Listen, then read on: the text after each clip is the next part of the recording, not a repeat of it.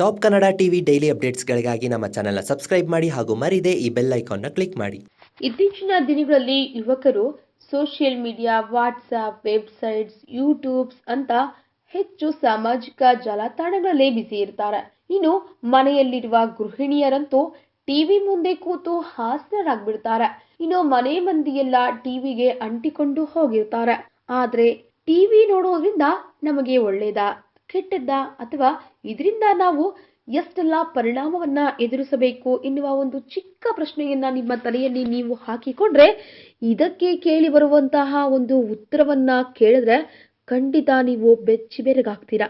ಹೌದು, ಇದೇನಪ್ಪ ಟಿವಿ ನೋಡೋದು ಅಂತಹ ಬಹುದೊಡ್ಡ ತಪ್ಪ?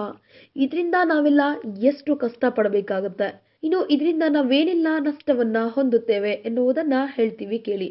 ದಿನಕ್ಕೆ 2 ಗಂಟೆ 12 ನಿಮಿಷಕ್ಕಿಂತ ಹೆಚ್ಚು ಗಂಟೆ ಟಿವಿ ನೋಡುವವರ ಆಯಸ್ಸು ಕಡಿಮೆಯಾಗುತ್ತದೆ ಎಂದು ವರದಿಯೊಂದು ಸಾಬೀತುಪಡಿಸಿದೆ. ಪ್ರತಿದಿನ 3 ಗಂಟೆಗಳ ಕಾಲ ಟಿವಿ ನೋಡುವುದು ಆರೋಗ್ಯಕ್ಕೆ ಹೆಚ್ಚು ಅಪಾಯಕಾರಿ ಎನ್ನಲಾಗಿದೆ. ಲ್ಯಾನ್ಸೆಟ್ ಪಬ್ಲಿಕ್ ಹೆಲ್ತ್ ಜರ್ನಲ್ ನಡೆಸಿದ ಅಧ್ಯಯನದ ಪ್ರಕಾರ ಟಿವಿ ಮುಂದೆ ಕೂತು ಧೂಮಪಾನ, ಮದ್ಯಪಾನ ಮಾಡುವುದು ಮತ್ತು ಜಂಕ್ ಫುಡ್ಗಳನ್ನು ಸೇವಿಸುವುದರಿಂದ ಆರೋಗ್ಯಕ್ಕೆ ತುಂಬಾ ಹಾನಿಕಾರಕ ಎನ್ನಲಾಗಿದೆ.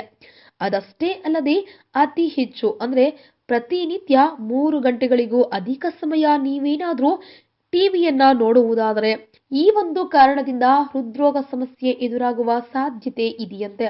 ಅಲ್ಲದೆ 7 ಗಂಟೆಗಿಂತ ಕಡಿಮೆ ಮತ್ತು 9 ಗಂಟೆಗಿಂತ ಹೆಚ್ಚು ನಿದ್ದೆ ಮಾಡೋದ್ರಿಂದಲೂ ಆಯಸ್ಸು ಕಡಿಮೆಯಾಗುವ ಸಾಧ್ಯತೆ ಇದೆ ಎಂದು ಸಾಬೀತಾಗಿದೆ. ಹಾಗಾಗಿ ನೀವೇನಾದ್ರೂ ಟಿವಿಗೆ ಅಂಟಿಕೊಳ್ಳುವಂತಹ ಉಪ್ಪಟೆಗಳಾದ್ರೆ ಖಂಡಿತ ಆ ಒಂದು ಚಟವನ್ನ ಹಿಂದೆ ಬಿಟ್ಟು ಬಿಡಿ.